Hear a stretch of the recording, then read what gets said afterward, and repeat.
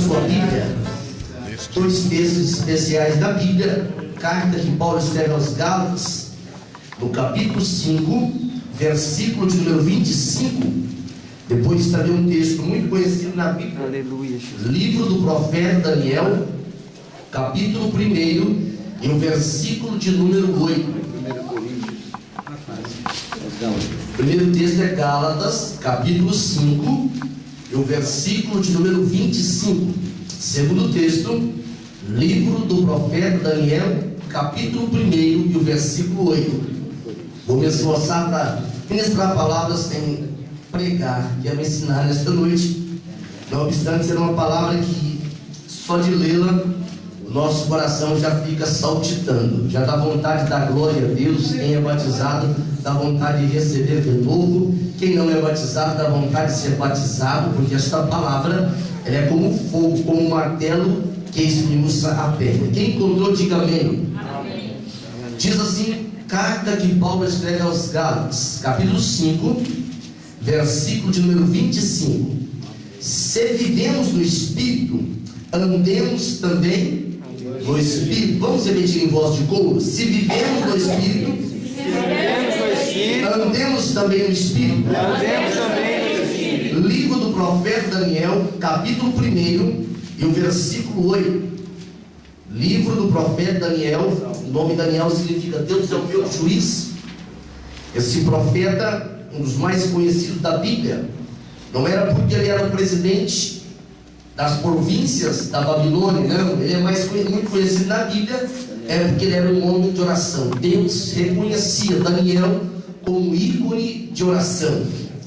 Livro de Daniel, profeta Daniel, capítulo 1, versículo 8. Diz a Bíblia assim: resolveu Daniel firmemente não contaminar-se com as finas iguarias do rei, nem com o vinho que ele bebia. Então pediu ao chefe dos eunucos que lhe permitisse não contaminar-se. Vamos repetir a primeira parte. Resolveu Daniel firmemente não se contaminar. Assim, dando glórias ao nome do Senhor. Mantenha a sua Bíblia aberta. Eu quero ministrar uma palavra nesta noite.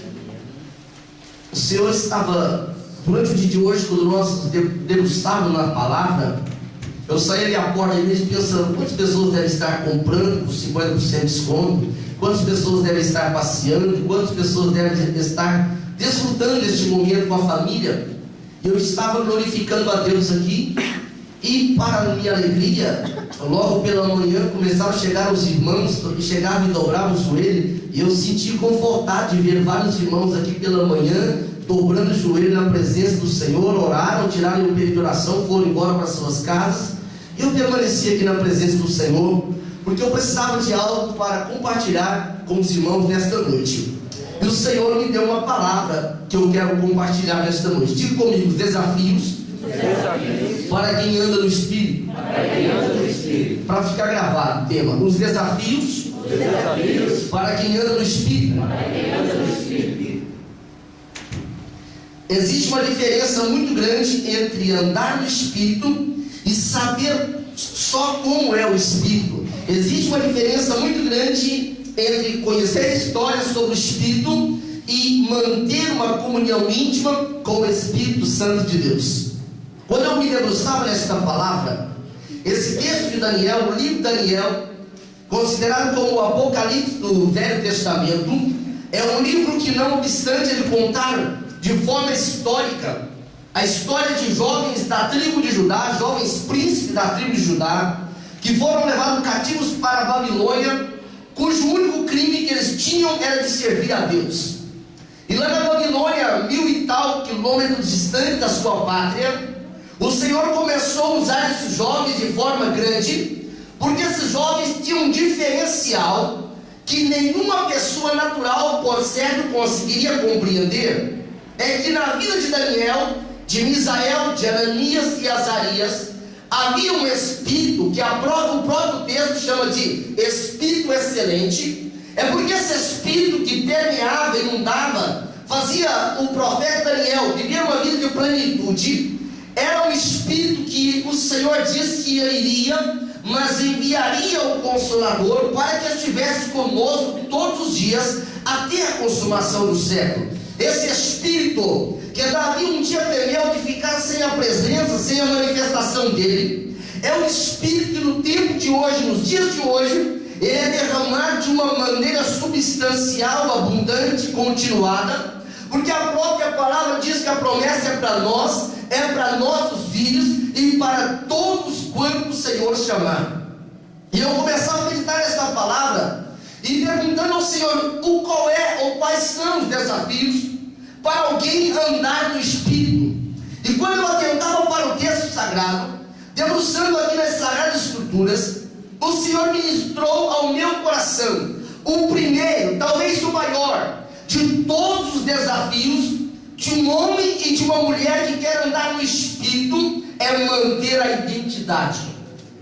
Fala comigo, o primeiro grande desafio é manter a identidade.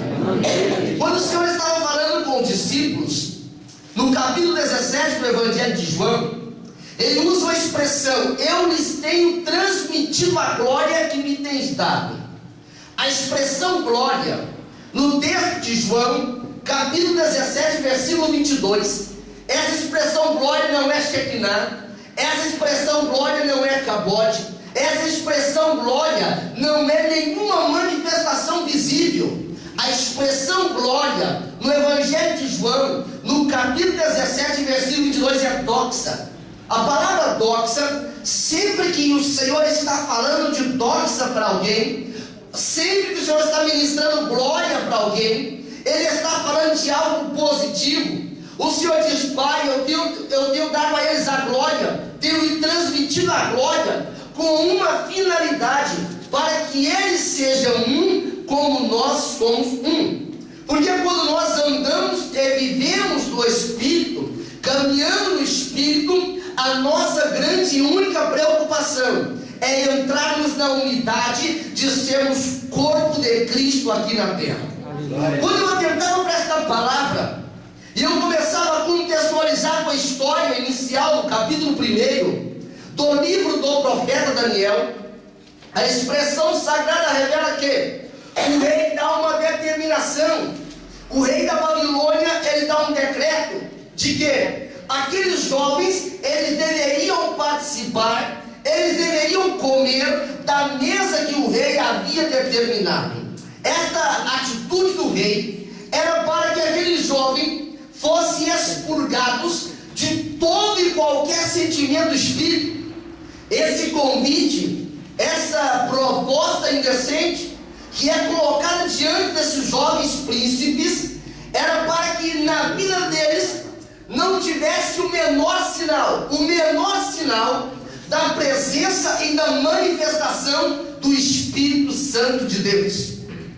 Era que eles fossem revestidos, encharcados, inundados com o ambiente da promiscuidade, o ambiente palaciano que cercava a vida e as pessoas que se relacionavam com o rei da Babilônia. Esta proposta era uma tentativa de eliminar na vida de Daniel, de Misael, de Ananias e de Azarias qualquer possibilidade de identificação com o Espírito Santo.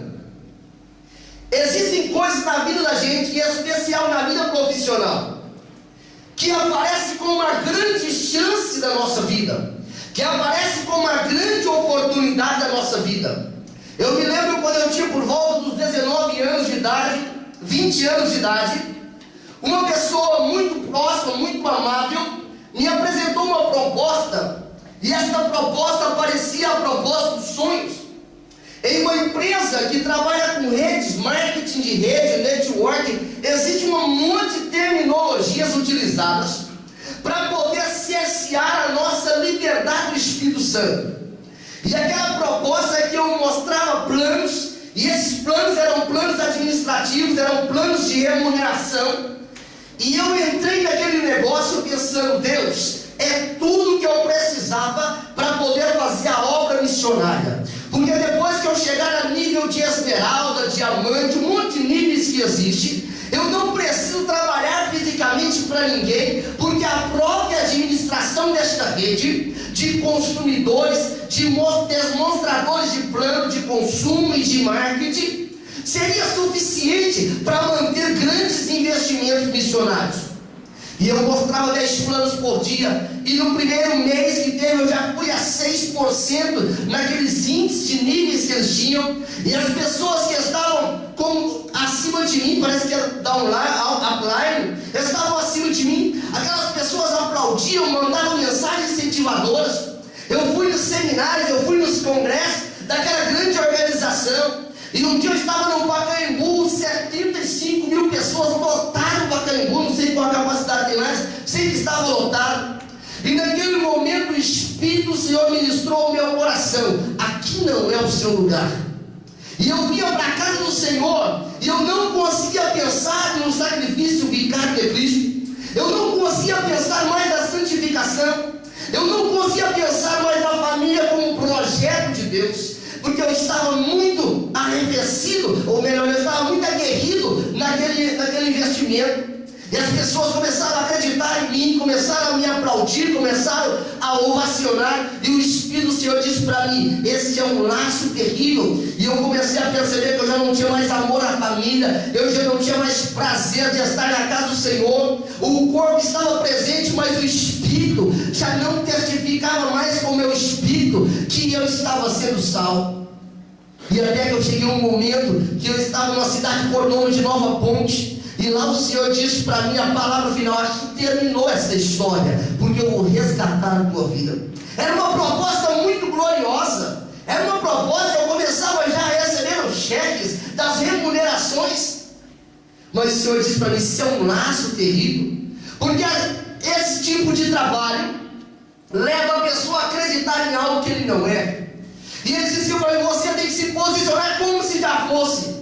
Esse terreno, como se já fosse, não é o terreno natural, não é o terreno da emoção, não é o terreno da intelectualidade. A Bíblia chama ele de terreno da fé. E esse terreno da fé, ele é galgado debaixo da dependência de Deus, nada diferente disso. Aquela proposta, aquela mesa que o rei da Babilônia coloca diante daqueles jovens, parecia uma coisa fabulosa, era uma grande mesa, afinal de contas, era a melhor comida, afinal de contas, era a comida mais cara.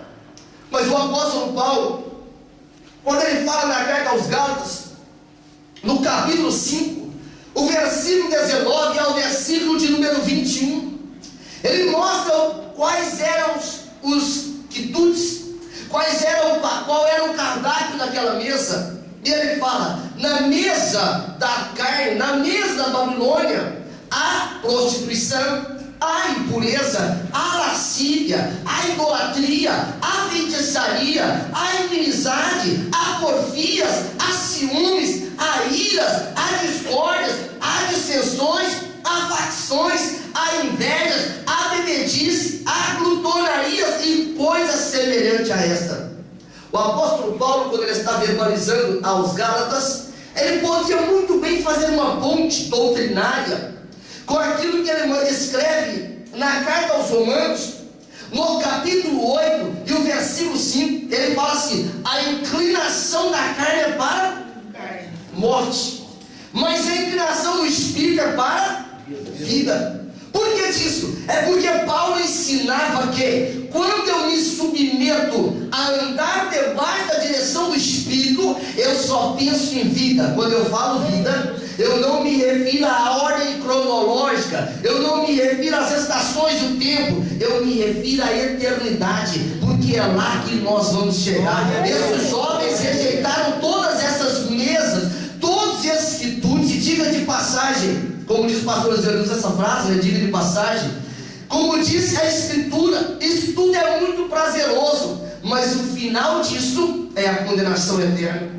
Por que eles optaram por isso? O apóstolo Paulo, quando ele fala na carta aos Gálatas, no mesmo capítulo, o versículo 22, ele fala por que Daniel, ele pode muito bem explicar isso, por que Misael, Ananias, Azarias, eles rejeitaram a mesa da Babilônia. Pela mesma razão pela qual eu e você rejeita, é porque a mesa do Espírito Espírito, segundo diz Gálatas capítulo 5, versículo 22, é amor, é gozo, é paz, é longanimidade, é benignidade, é bondade, é fidelidade, é mansidão, é domínio próprio. E contra essas coisas não há lei. Mas aquela mesa não atraiu os servos de Deus. E agora o rei da Babilônia, ele lança uma segunda tentativa ousada. Ele diz: eu vou mudar o nome desses jovens. Eu disse no início da ministração que Daniel significa Deus é o meu juiz.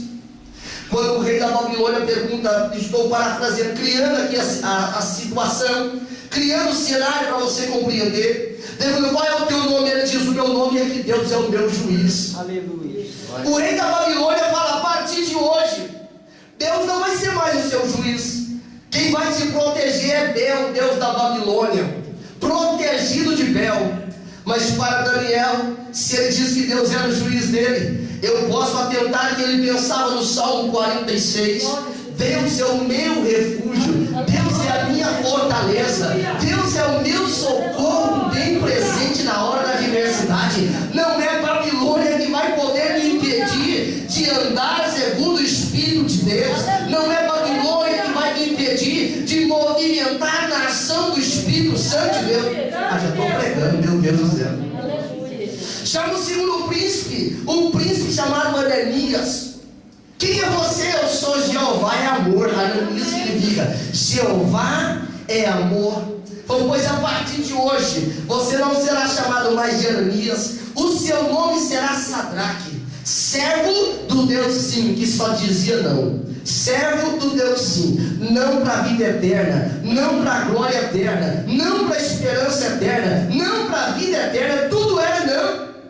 Porque quando eu olho para a Bíblia Sagrada, João explica o apóstolo do amor, na primeira carta de João, do capítulo 4, o versículo 16, a parte dele é tão gloriosa: Deus é amor. Fala comigo: Deus é amor. Deus é amor. E aquele que permanece no amor, permanece em Deus, e Deus nele. Vou traduzir para você entender. Quem permanece no amor, ele sempre vai andar no Espírito de Deus. Quem permanece no amor, ele sempre vai viver conforme as regras do Espírito Santo de Deus. A Bíblia Sagrada diz que o terceiro jovem, Misael, a expressão Misael significa quem é igual a Deus. Eu estou criando um cenário para você entender. Nabucodonosor pergunta: qual é o seu nome? Ele diz: meu nome é quem é igual a Deus, eu chamo Misael. Ele diz: pois a partir de hoje o seu nome não será mais Misael, mas Mesaque. Vai viver debaixo da sombra do príncipe.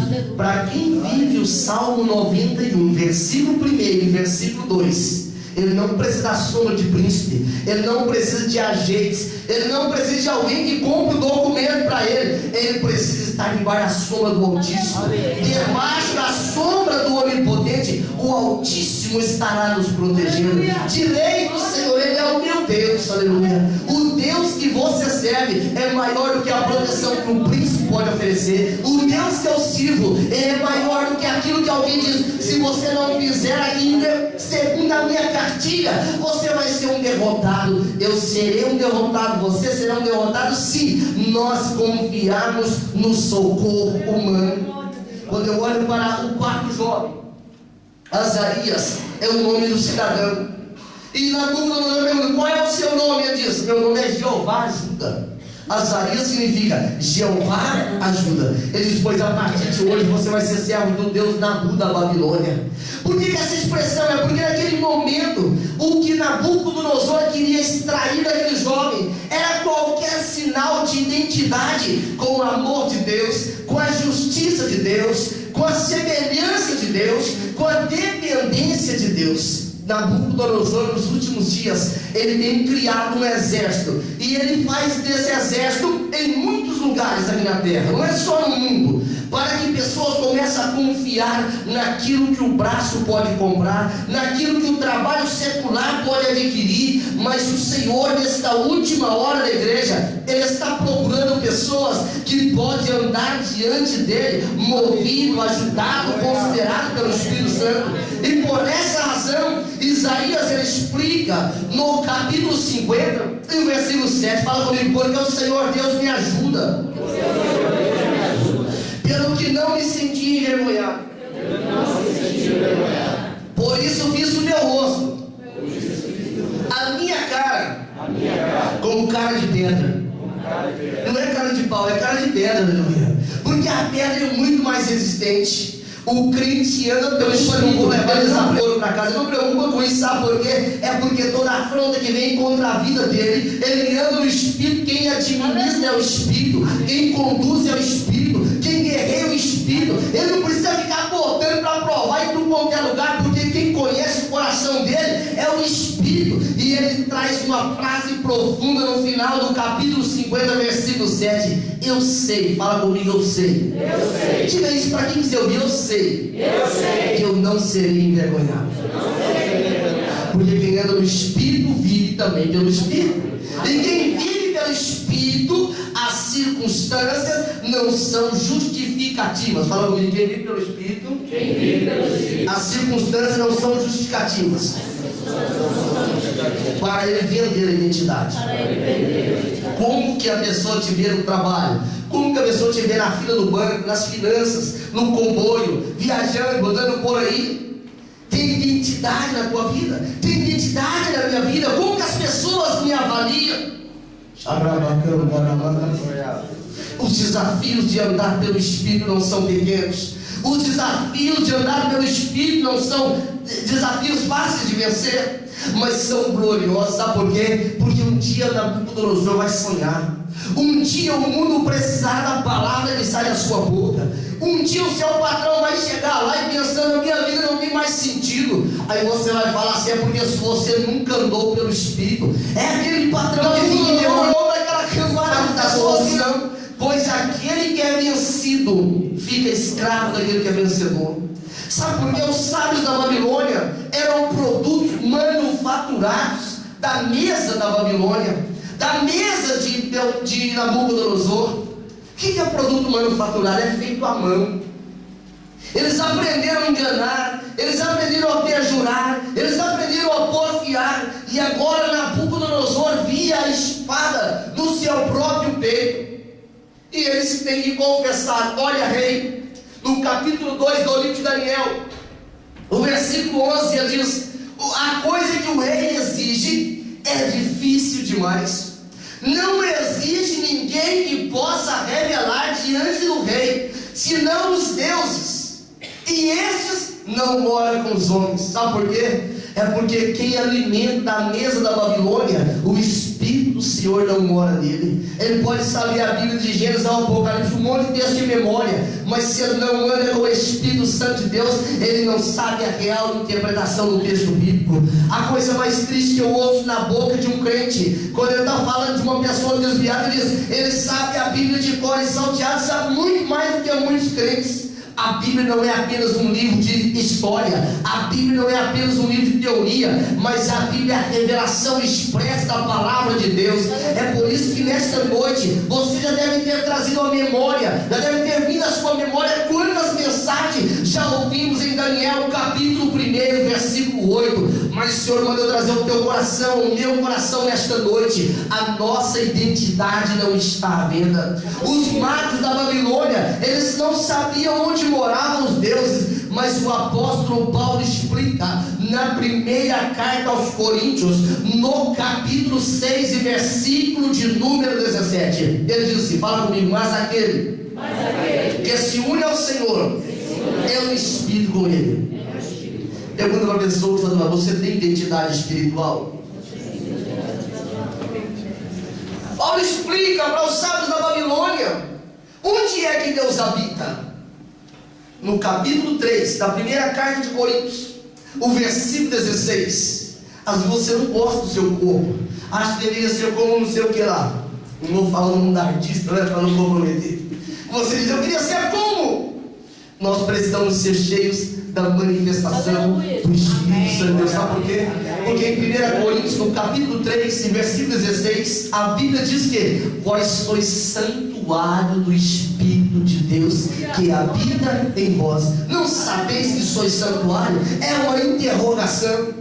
O seu corpo não é apenas um amontoado de DNAs e moléculas, não é um amontoado de músculos, nervos e ossos. O nosso corpo é santuário do Espírito Santo de Deus. Por isso que vai chegar um dia na minha história, vai chegar um dia na sua história, em que nós teremos que nos apresentar diante de Deus e sermos julgados por tudo aquilo que nós fizemos através do corpo. O corpo não é objeto de propaganda, o corpo não é objeto de licenciosidade, mas o corpo é um instrumento. Paulo chama isso, a Bíblia chama isso de esquelos, ou seja, vaso onde há manifestação de Deus. Por isso que nesta noite o Senhor ministrou esta palavra ao meu coração: os desafios de andar segundo o Espírito de Deus. Não negocie. Primeiro desafio: não negocie a sua identidade. Não perda a sua identidade. Não lance fora a sua identidade. O mundo tem que olhar e tem que dizer: ali há um verdadeiro servo de Deus.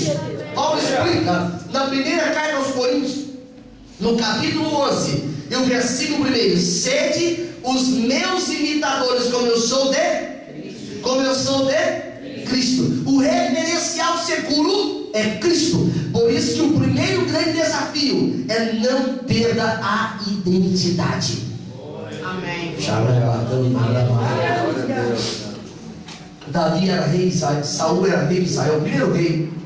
Ele ganhou esse privilégio da parte do Senhor, mas ele trocou a identidade. Ele dizia: eu preciso fazer a coisa do meu jeito. Judas comia na mesa, no mesmo prato com o Senhor. Ele tocava o pão num bocado de vinho e comia aquilo que estava na mesa do Senhor. Mas um dia Judas resolveu vender a sua identidade e não alcançou, não achou lugar de arrependimento. Porque a identidade espiritual, ela tem um preço muito alto. A identidade espiritual não pode ser negociada. A identidade espiritual vale muito mais do que todos os tesouros da terra. Porque você não foi comprado com coisas corruptíveis, da sua maneira de viver, do seu último procedimento, mas sim com o precioso sangue de Cristo. Fala comigo: eu tenho uma identidade. Quantas pessoas saem do Brasil e chegam cá em Portugal e ele pensa: puxa, agora eu estou livre, eu posso fazer o que eu quiser, ninguém mais vai me ver, ninguém pega no meu pé. Mas existe um Espírito Santo de Deus, segundo diz a Bíblia Sagrada, no Salmo de número 139, o versículo 6 e 7: para onde me ausentarei da tua presença? Se eu descer as profundezas da terra, tu estás lá. Se eu romper as almas do alvorada, tu também estás lá. Esse Espírito nos assiste, esse Espírito nos confronta. Por isso que o Espírito Santo de Deus não é uma força ativa da divindade. Ele é co-criador com o Pai, co-autor com o Pai, ele é co-protetor com o Pai, ele é co-divindade com o Pai. Ele é Deus na sua íntegra, na sua plenitude. Nabucodonosor não tinha força suficiente para arrancar desses jovens da Babilônia a sua identidade. Como está a minha identidade de cá no oceano, no velho continente, a nossa identidade, ela precisa encaixar no perfil do Calvário. A nossa identidade precisa encaixar em Gálatas 5 e 22. O fruto do Espírito não é manifestação exteriorizada, não é simplesmente um movimentar, uma dinâmica, nada disso. A palavra do Senhor diz que quem anda no Espírito deve viver também segundo o Espírito. O segundo grande desafio é vencer o imediatismo. Fala comigo: o primeiro grande desafio é não perder a identidade. Olha para dentro de você neste momento, antes de partirmos para esse segundo ponto, e começa a pensar se o Espírito do Senhor tem prazer naquilo que você está pensando agora. Começa a avaliar se o Espírito do Senhor tem prazer na vida que você viveu no dia de hoje, nessa semana. Aquilo que falaste, aquilo que pensaste, aquilo que assististe na TV, na internet, por onde que passou, aquilo que planeou na tua casa, com a família, com os amigos. Será que isso não está colocando em jogo a identidade? Será que isso não está colocando em jogo a salvação? Não é uma questão de administrar ou não administrar, é uma questão de ser salvo ou não ser salvo. é uma questão de eternidade. Não estamos tratando aqui nesta noite de algo que acaba com 5 anos, 10 anos, prazo de expiração. Não estamos falando de algo que é eterno. Aleluia. O Senhor diz: eu vim para que você tenha vida, e vida com abundância. Quem crê no Filho tem a vida eterna. O segundo grande desafio é o imediatismo. Para andar pelo Espírito, para movimentar segundo o Espírito, tem que vencer o imediatismo. A Bíblia explica, na primeira carta que Paulo escreve aos Coríntios, no capítulo 15 e versículo 19, esse texto não tem na Bíblia de um grande número de igrejas, ou se tem, ele está apagado, faltou a página. Se esperarmos em Cristo apenas nesta vida, nós somos os mais infelizes entre os homens. A Bíblia revista e corrige os mais miseráveis entre os homens. Por que dessa expressão? A filosofia explica que imediatismo é a prática daqueles que cuidam absorventemente daquilo que dá vantagem imediata. Quando a Bíblia Sagrada mostra o capítulo 2 de Daniel, nesse capítulo 2 eu começo a observar que a farsa que os magos da Babilônia estavam planeando para o rei, ela caiu por terra. Porque a Bíblia diz que nada existe em oculto, Jesus dizendo, para não ser revelado. Quando Nabucodonosor, ele custeava, assalariava aqueles indivíduos, mas quando ele precisou, ele viu que aquela gente não tinha uma resposta para Nabucodonosor.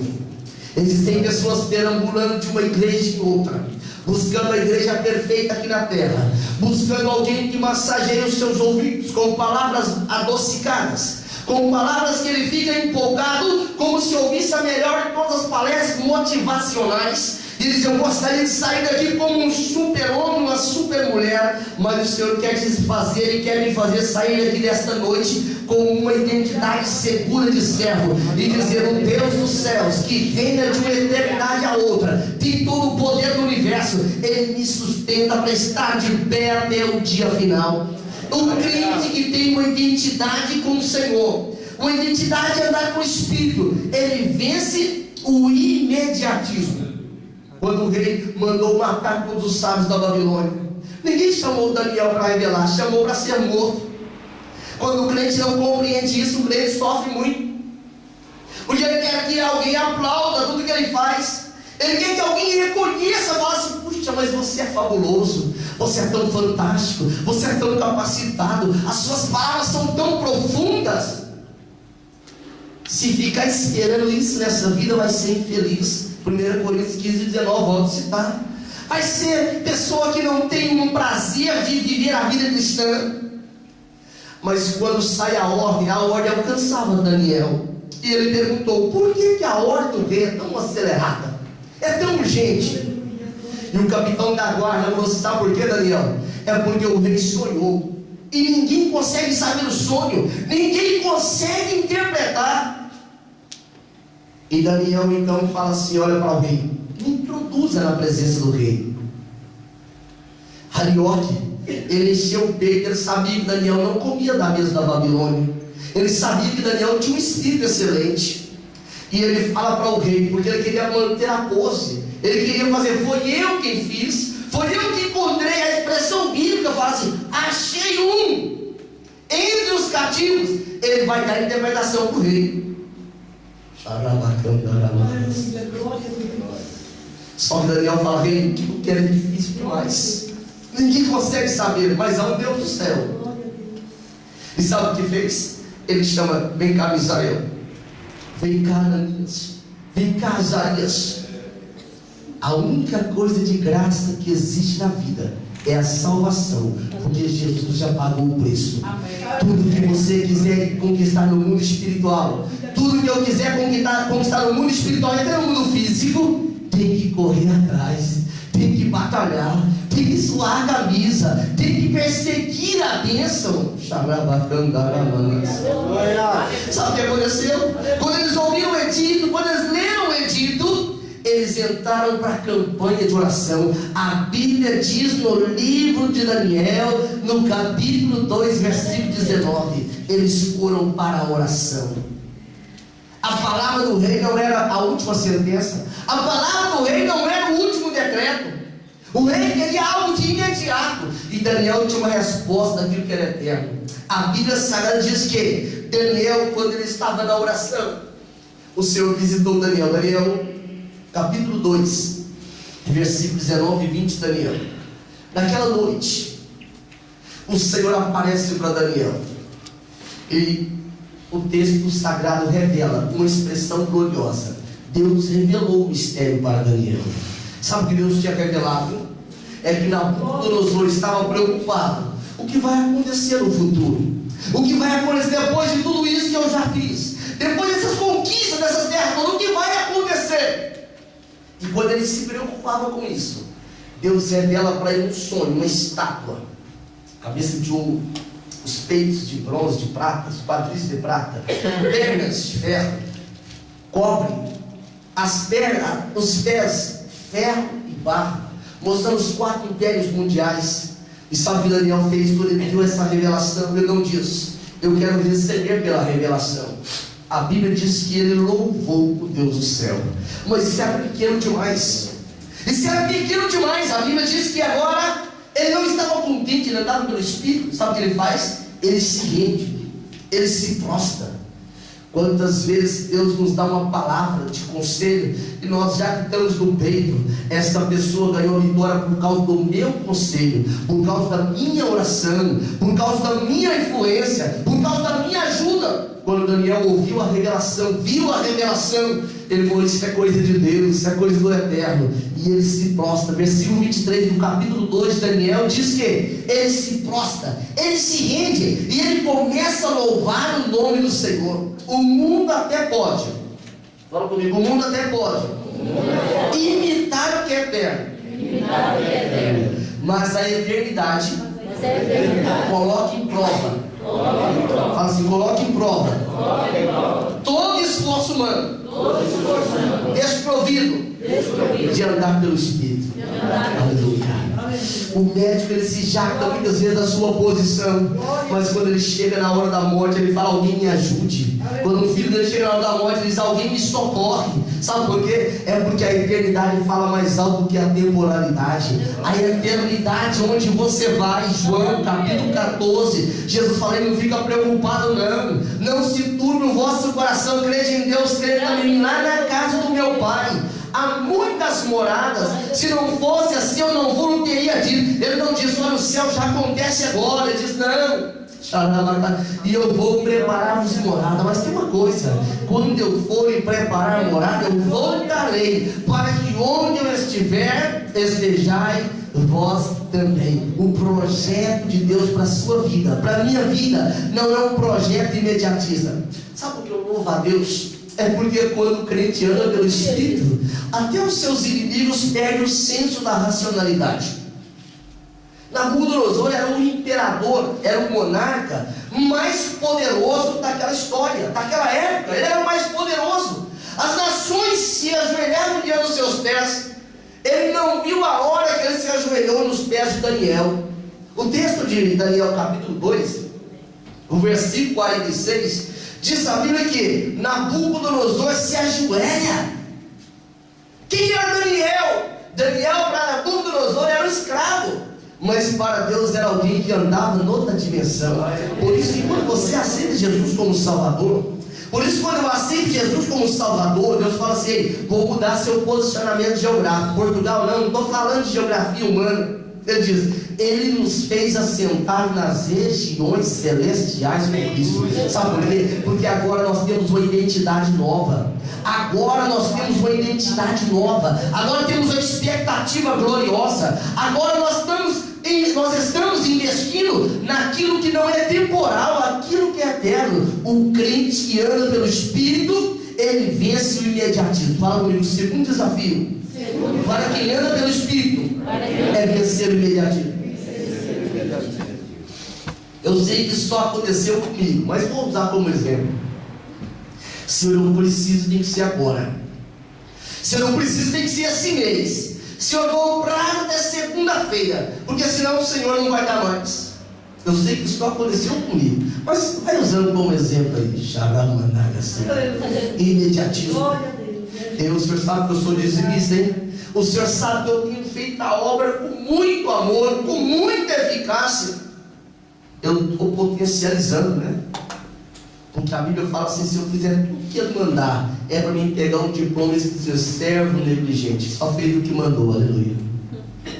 Por que dessa diferença de grandeza? É porque Jesus, quando Ele olhou para mim e para você, Ele não preocupou apenas de melhorar a nossa vida, Ele preocupou de salvar a nossa vida.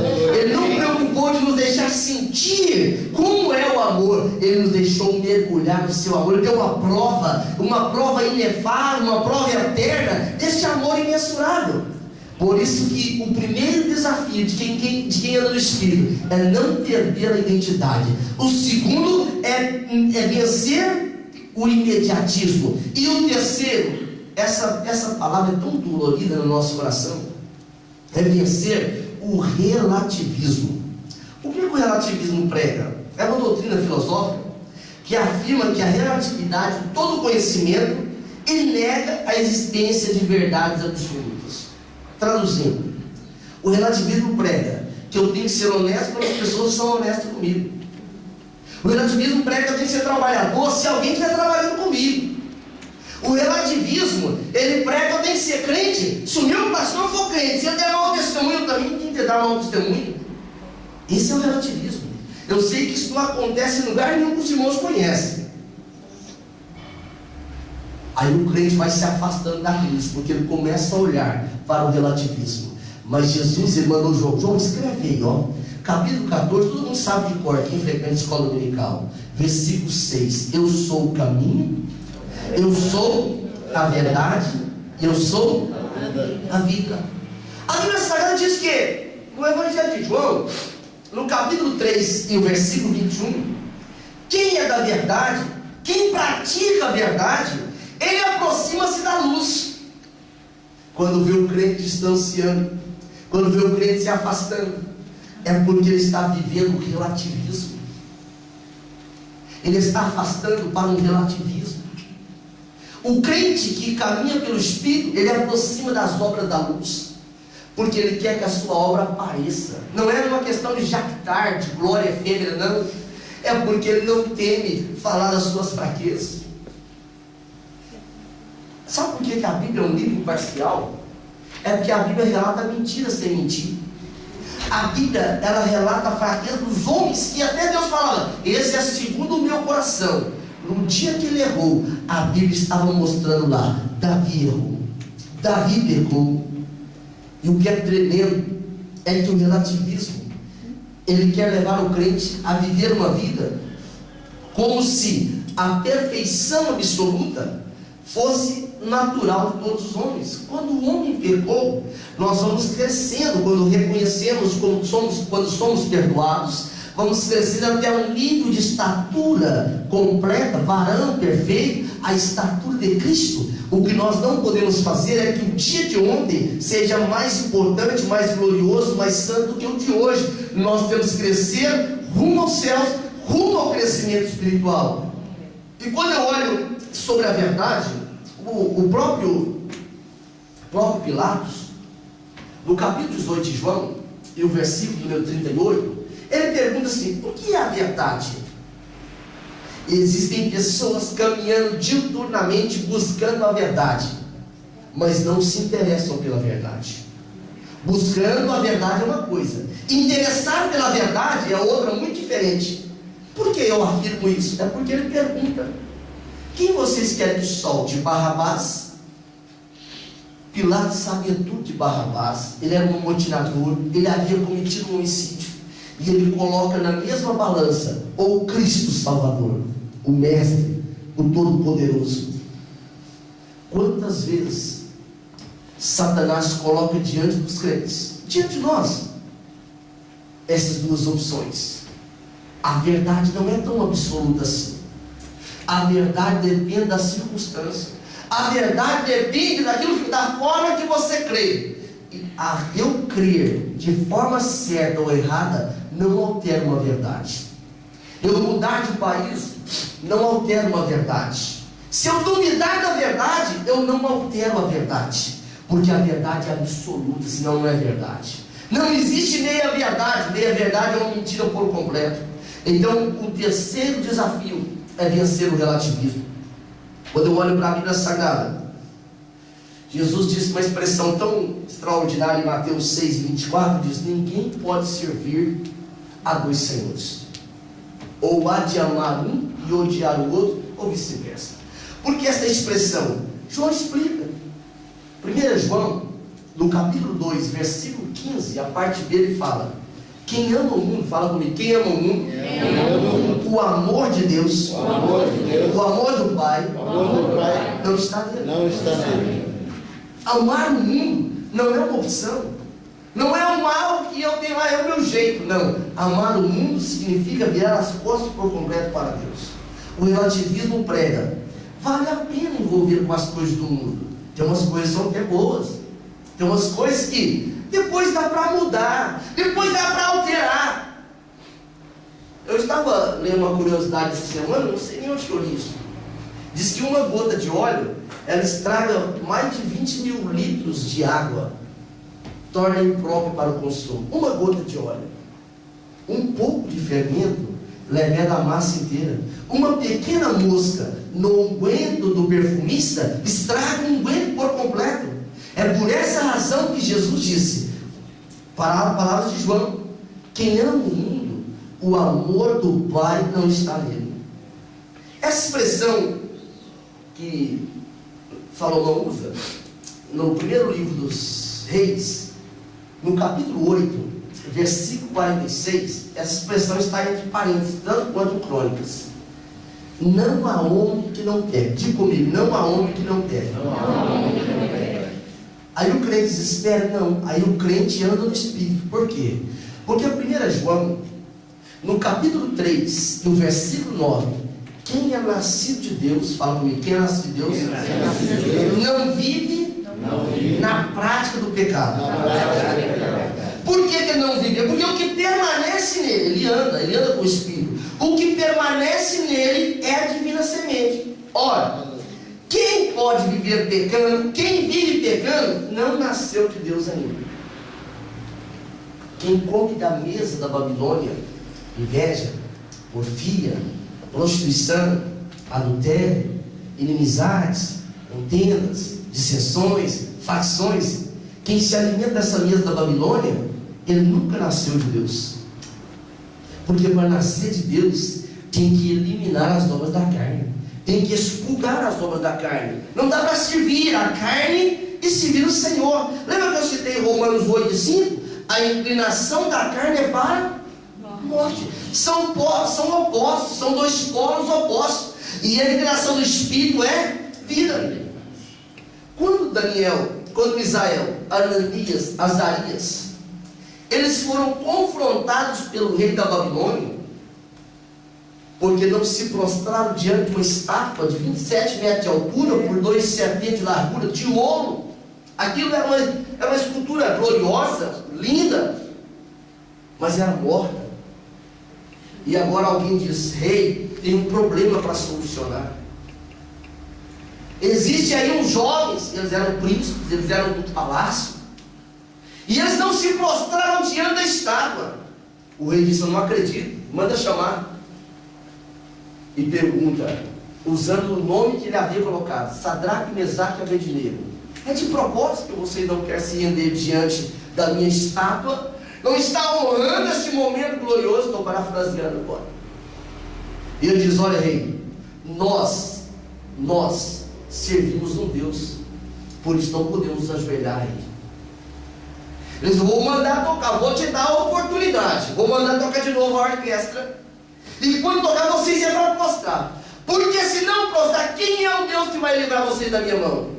Ele diz: quer saber mesmo? Nós andamos pelo Espírito. O Deus que nós servimos, se Ele quiser, Ele nos livrará das suas mãos. Mas, vírgula, Se Ele não livrar, fica sabendo, ó Deus, nós não nos prostraremos diante da sua estátua. Vou mandar aumentar a fornalha, o fogo 7 vezes mais. Não tem problema, nós não nos prostraremos, porque servir o Senhor não é relativo. Servir ao Senhor precisa andar pelo Espírito. Servir ao Senhor precisa repugnar as coisas do pecado. O pecado não pode cheirar bem nas narinas de quem anda segundo o Espírito, porque essa carne pecaminosa, ela leva um homem ao abismo, e eles de fato são levados até a fornalha. Mas para eles a verdade fazia toda a diferença. O quarto homem, ele aparece na fornalha. Aleluia. O rei olhou, estava estupefato.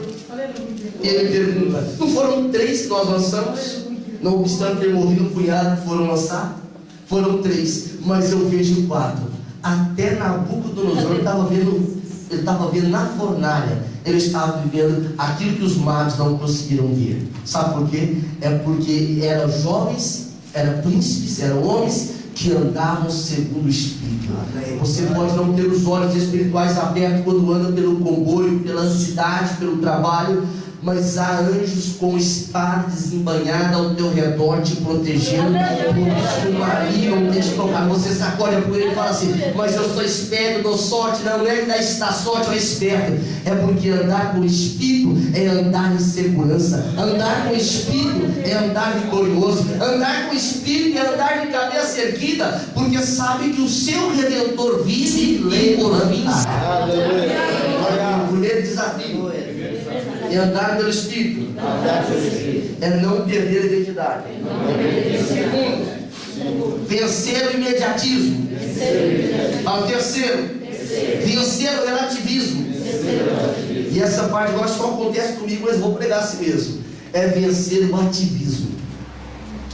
O quarto desafio para andar com o Espírito, ou pelo Espírito, é vencer o ativismo. Essa doutrina, o ativismo, é uma doutrina filosófica também, que faz da atividade a essência da realidade. O dicionário Aurélio define assim: faz da atividade a essência da realidade. A Bíblia fala de um exemplo, no livro de Lucas, Evangelho de Lucas, capítulo 10, versículo 40 a 42. Eu vou chamar de síndrome de Marta. Ativismo igual síndrome de Marta. Marta estava muito ocupada. Ela tinha uma agenda extremamente apertada. Ela estava com muito trabalho. E afinal de contas, ela não tinha tempo para poder ouvir Jesus. Quando Maria viu Jesus chegando, ela falou: não quero saber disso nem daquilo. Eu preciso aprender aos pés de Jesus. Porque ela queria andar pelo Espírito. Marta queria ativismo. E sabe de uma coisa? Em especial nós que somos obreiros, se nós não tivermos um policiamento pelo Espírito Santo, nós somos enredados pelo ativismo. Alguém pergunta: como está, irmão? Eu digo assim: estou na correria. Eu estou falando assim: olha, eu estou refém do ativismo. Essa não era a resposta que a pessoa queria. Ele queria saber se eu estava bem, queria saber se eu estava salvo, ele queria saber se eu estava esperando o arrebatamento, ele queria saber se eu ainda amava Jesus. Eu disse: eu estou na correria, eu estou muito apertado, eu estou muito ocupado, eu estou muito aflito. Sabe por que disso? Por causa do ativismo. Imagina, eu estava olhando para a Bíblia Sagrada nessa tarde aqui. Como seria a agenda de um governador? Agenda de um governador. E se esse governador agregasse na sua função o trabalho de reitor de uma faculdade? Qual seria a agenda de um homem que era governador, reitor da faculdade? E fazia isso com tanto dinamismo que o rei chamou e falou: a partir de hoje você vai ser um dos presidentes de todos os governadores. 120 províncias, 120 pequenos países, 120 pequenas regiões. Como seria a agenda de um homem que governador, reitor da faculdade e agora presidente de 120 países? Esse homem, ele andava pelo Espírito. A Bíblia Sagrada diz que este homem, ele tinha tempo para orar. Como pode alguém com tanta atividade ter tempo para orar? E às vezes o meu trabalho 12 horas, 14 horas, eu falo: Deus, desculpe lá, hoje eu não vou no culto. Desculpe lá, hoje eu não vou orar. Desculpe lá, não dá para jejuar essa semana. O senhor sabe que eu estou muito atarefado de trabalho. Será que Daniel era ocioso com todos esses cargos, com todas essas funções?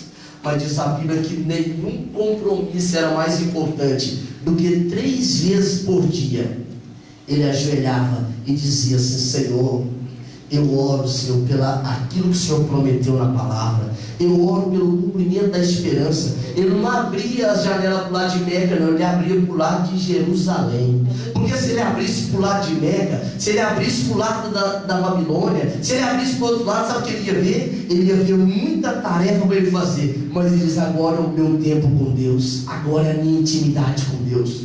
Quantos homens como Spurgeon, como Jonathan Edwards, como por exemplo John Wesley e muitos outros, eles incendiaram uma geração. Sabe por quê? Porque eles passavam 4, 5, 6, 7 horas todos os dias na presença do Senhor. E o quanto é desafiador hoje passarmos 1h30, 2 horas na presença do Senhor, por causa do ativismo. Mas se nós quisermos andar pelo Espírito, se nós quisermos caminhar pelo Espírito, nós precisamos voltar ao altar da oração. Nós precisamos desgastar-nos na oração. Precisamos passar pelo Senhor: Senhor, eu estou aqui nesta noite, nesta manhã, neste dia, e eu quero gastar esse dia na oração. Não é como lista de supermercado: Senhor, eu preciso de A, de B, de isso e daquilo. Mas o Senhor, só estar na tua presença aqui me faz ser gratificado, me faz ser agradecido, me faz ser recompensado. Precisa vencer o ativismo. A Bíblia Sagrada diz que Daniel, não obstante ter uma agenda assim, ele orava 3 vezes por dia. Sabe por quê? Porque a vida de Daniel não estava em andar na carne, mas estava em andar pelo Espírito. Aleluia. Eu quero convidar os irmãos para estar de pé. E se Jesus me der a oportunidade, terça-feira eu quero continuar esta mensagem.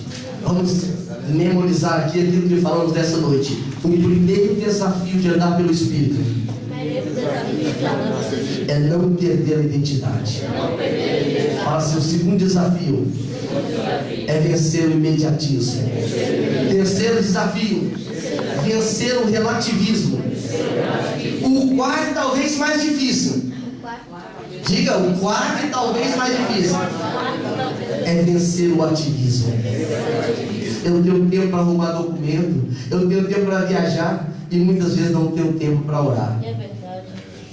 Eu tenho tempo para ir no futebol, eu tenho tempo para jogar no videogame, assistir aquele filme de 2 horas, e não tenho tempo para orar. Ativismo. Mas o Senhor, nesta última hora, Ele está nos convidando: volte ao altar da oração. Oração não é enfeite da vida cristã. Oração é situação de sobrevivência. Sem oração, a nossa vida espiritual terá um atestado de óleo espiritual. O crente que não orar nesses últimos dias, ele terá o desprazer de sepultar a sua própria vida espiritual. Essa mensagem é de ânimo, não era para ficar triste, está vendo? Pai santo e maravilhoso, quero te exaltar nesta noite, Senhor. Te louvo por essa revelação da palavra que o Senhor nos concedeste neste tipo de ensino. Pai, não deixe nós sermos enredados, Senhor, por circunstâncias. Senhor, não deixe os nossos olhos brilharem diante da mesa da Babilônia, mas que os nossos olhos possam brilhar diante da mesa do Espírito, Senhor. Porque esse Espírito traz liberdade, Senhor. Quantas vezes crentes têm ficado reféns da mesa da Babilônia, com sentimentos de culpa, Senhor, quando não consegue mais orar, não consegue mais ter prazer na tua casa, não consegue concentrar no culto, não consegue, Senhor, receber a tua palavra, não consegue louvar, não consegue orar, não consegue meditar na Bíblia, Senhor, porque foram vencidos, Senhor, perderam a identidade. Mas eu te peço, devolva a identidade nesta noite, restaura relacionamentos com o Espírito nesta noite. para que possamos dizer como o apóstolo Paulo, que é no Senhor que nós andamos, nos movemos e existimos, Senhor. Que possamos, Senhor, nos darmos do exemplo de Daniel, do ensino dele, e sermos aprazíveis, Senhor, aos teus olhos.